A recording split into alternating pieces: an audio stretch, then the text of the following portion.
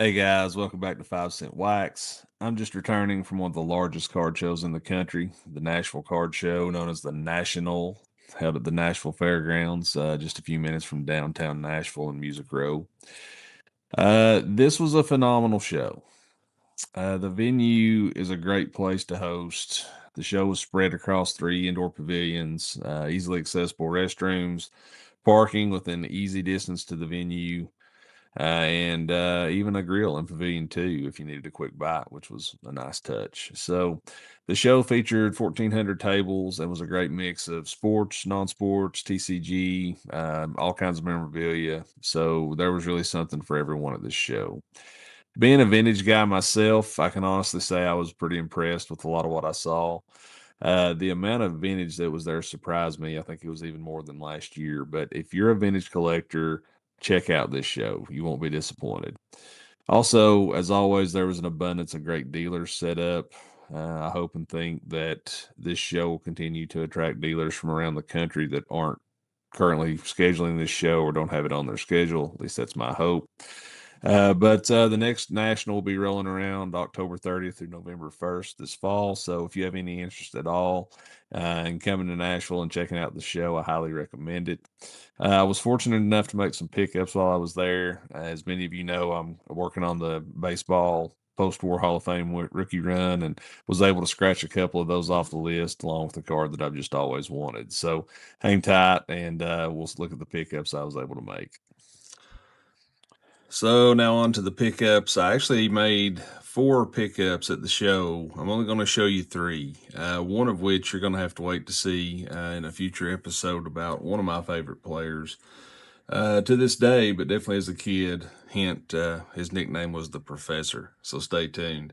But the first pickup, a card I've always wanted, 1954 Topps Whitey Ford. I've always loved this card. Love the blue, love the color, love the images on the card, and of course Whitey, Hall of Fame pitcher and Yankee great in his own right. Who wouldn't want this card? But was able to find this one in a PSA 3 for $30, so I jumped all over that, and I'm really happy to add this one to the collection. I think it's a beaut. We'll set it here. And then second pickup, this was a need for my post-war Hall of Fame rookie run. 1948 Ralph Kiner.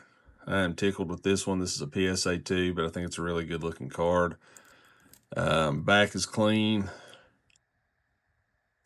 Got some soft corners on it, but it's pretty well centered. And it's really not that beat up, so it's a really nice copy. So I'm happy to have this one. And thirdly, the one that I'm most excited about is the counterpart to the Kiner, and probably my biggest pickup of the show by far, the 1948 Bowman Warren Spahn rookie. And this is a banger. PSA 5, look at this card. Sharp corners, good centering. The back is as clean as you will ever find. And man, I am just tickled to have this one because not so long ago I also picked up a beautiful 1948 Bowman Johnny Sane rookie.